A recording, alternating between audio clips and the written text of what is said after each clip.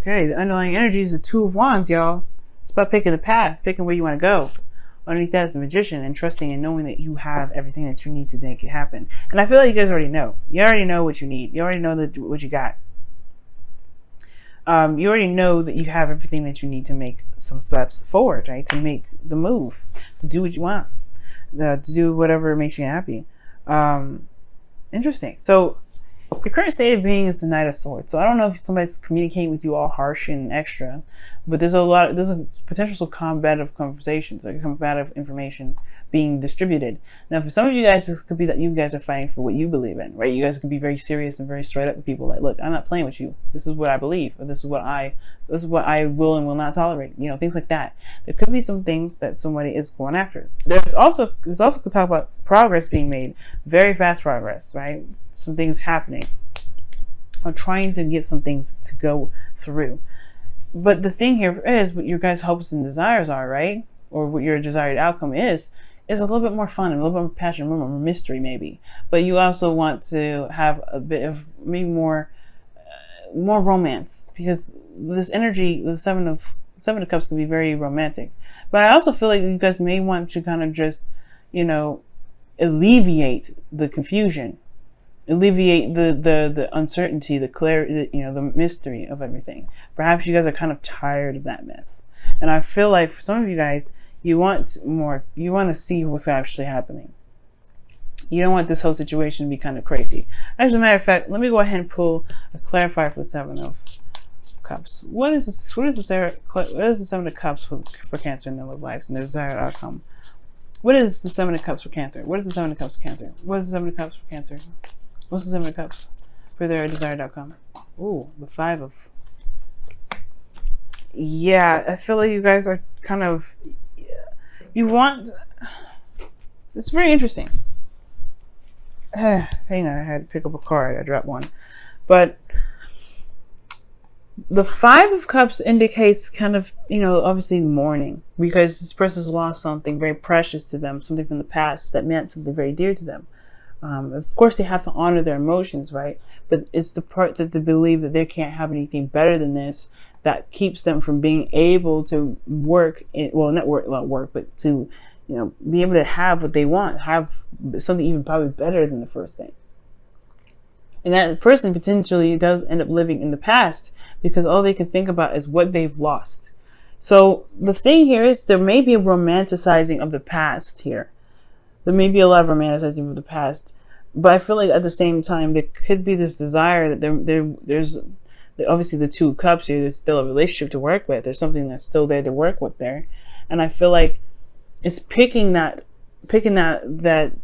cups, picking an option that's available that really resonates with you. I feel like there may be like this desire to kind of go and, you know, and make whatever you've got left work, you know, work for the best and be very fun and romantic and passionate. And you know, you want to have a little bit more of a dreamy relationship, and it's not completely gone. You don't want it to believe it's completely gone, and I don't think it is. But the thing is, it's keeping the situation from being able to be romantic, or there's a lot of focusing on the past and romanticizing of the past, and the only thing that can be wonderful and great is in the past. The reason why there isn't really the ability to shift the focus and to be able to just pick the two cups and be able to make something out of the cups that you have left is potentially because there isn't a lot of things that I let go from the past. There's something here that's keeping you from being able to release the past, so that way there is space for something new to come in. So there is this new dreamy romance, and there's some sort of this exciting sort of like passionate energy that comes through, right? You want something like that, perhaps. But there isn't space for it because the past is still sitting there. The past is still very much in that space for a new love to come in. And the reason why is because of the devil. Now, the devil can come up for obsessiveness, right? And it can come up for a number of reasons. But how I'm seeing it here is more of that you feel like there is, you're trapped in a situation where you have the perfect connection, you have the perfect relationship, and there's nothing that can get better from this. It can't get better. For some of you guys, it feels like you guys are just truly trapped and disempowered. Like you're powerless in a situation. You guys may even feel bound and, bound to something, bound to the past. Like you can't help but, cling to it because that's just the only thing that makes you feel safe. And that's not the case, right? These old habits are potentially what's keeping the past very much dormant in your current life. And that's not going to be able to truly manifest you something new if there's space that's being taken up. It's like trying to buy a new bed when there's a room. Well, trying to buy a new bed for a room that already has a bed in it. You gotta have to remove that bed in order to put the new one in there, right? Or you can't stack the beds up on top of each other. That's gonna, how is someone gonna get on the bed safely without them hurting themselves? So that's the same sort of situation. That's what I see with the devil. Is the old behaviors and old things and old ways of being, right, have a lot to do with the things that has a lot to do with the resistance of this change, of this releasing, of this death of a situation. And with death, there is rebirth. It's never just death. Okay. Now, the advice to kind of help you guys to get what your desired outcome is, right? To be able to have a romantic relationship, maybe not as the same as the past, but something something even better potentially, right? Is the high priestess. One that has to trust themselves to be able to get what they want, right? But they also have to be very in tune to what they feel. Now, as I was pulling up before, it's like somebody may be, some secrets may come to light, some things may come up from the surface that was hidden. I feel like there has to be openness. Now that would, the high priestess came up before, I feel like honestly what it was trying to tell me, which I probably wasn't, I was reading that message for someone else, maybe someone else in the reading may needed to hear that, but the high priestess for you guys for this situation is about being open. It's about allowing things to come to you and not clinging to the past and not clinging to things that are, that are no longer, that are no longer there. It doesn't mean it will never happen again, but it's going to require patience for it to come back in. It's going to require healing and loving within yourself, for the things that you're feeling. So for there to be, the release that's needed and for things to come in. There's trust at the fundamental of that, trusting that it will come back, trusting that something amazing will come in. And you guys have the magician underneath here. You have everything that you need. You have everything that is necessary to manifest what you want. You have the tools. You have the knowledge. You have yourself. Confidence is there, but picking the direction in which to go, that's the doing part, and that's something that is definitely it's going to require trusting yourself to be able to execute. Because how you guys are feeling is the Six of Cups. Now, I already seen this, and I knew that there was something regarding the past and holding on to it potentially that was coming up, but I wanted to see why the Seven of Cups itself is coming up in here. And I feel like you guys want romance, just like from the past. You guys want to feel like you're in that relationship again, or something very similar. That innocent new love, that connection that was just profound. And I feel like the reason why you can't let it go is because the connection was so profound. This connection was so deep and so intense. It was so powerful that it's hard to even imagine being with someone else with the same stuff and having the same emotions and the feelings about it. But the thing is, guys, it can, you have to be open to it.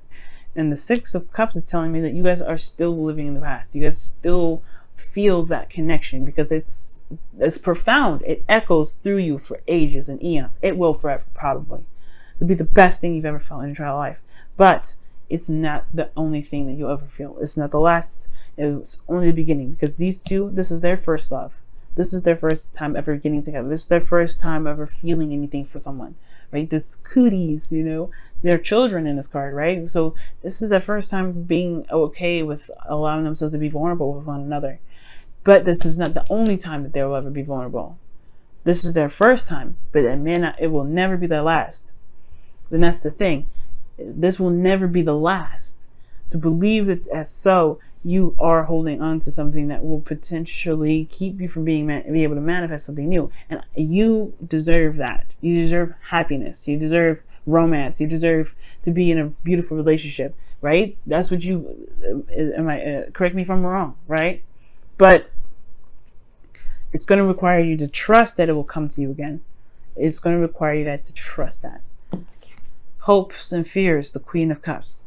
She knows what's in her cup. She knows how she feels. She's very much aware. And you guys want to be in love. That's your hopes and fears. You want to feel You want to feel so deeply in love with someone. You want someone to love you back. You want to feel that connection again. You want to feel something deep and profound. Something that rocks you to your absolute core. That's your hopes and fears. And I feel like you guys will. Because the Six of Wands is in your outcome. You guys are not the same Cancer from last year. You have a lot more experience. You guys have, are very much aware of the situation around you. The Six of Wands talks about recognition and victory through your efforts.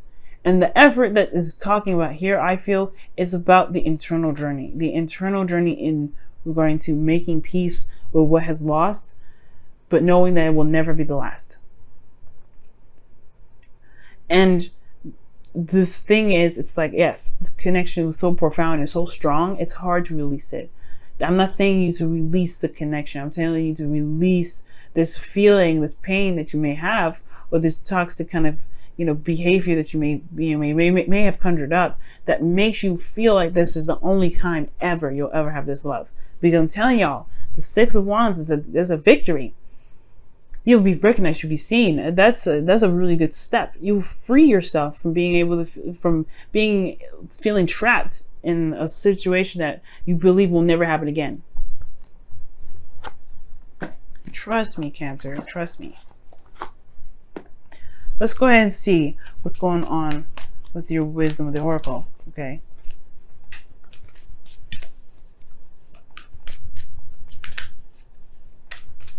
It hurts. Yes, this person was a soulmate. This is a soulmate. This person was a soulmate, and they've touched you so deeply. They've really entered your life, and they made such an intense impact. How can you forget them? It's not about forgetting. I promise you, it's not. It's not forgetting them at all. Not in the slightest. But it is releasing this feeling of not being able to ever find something like that again. And for some of you guys in a relationship, right? You guys could still be in a relationship right now. And the romances possibly have faded away. The Hollywood, not Hollywood, but the honeymoon phase has probably dissipated. And for some of you guys, it's not the honeymoon phase at all. It could be that there's just something that it's just not the same. Something may have happened, some sort of arguing, some sort of back and forth, and it just kind of, the relationship in a sense took a hit in a big way, but it's not the end. I promise it's not the end.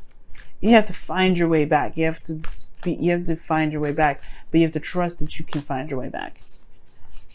And it all starts from making a decision about what you want to do with the connection. See what the Whispers of Love says for your relationship this week as well. Miracles and blessings. Everything has its gifts, and it's true. We may not see them sometimes, but everything has a reason. Everything is for our highest good. Everything happens to make us the best that we can be. And everything happens for us to prepare us for the better things to come. Because we are not going to ever just experience something amazing one time. Okay.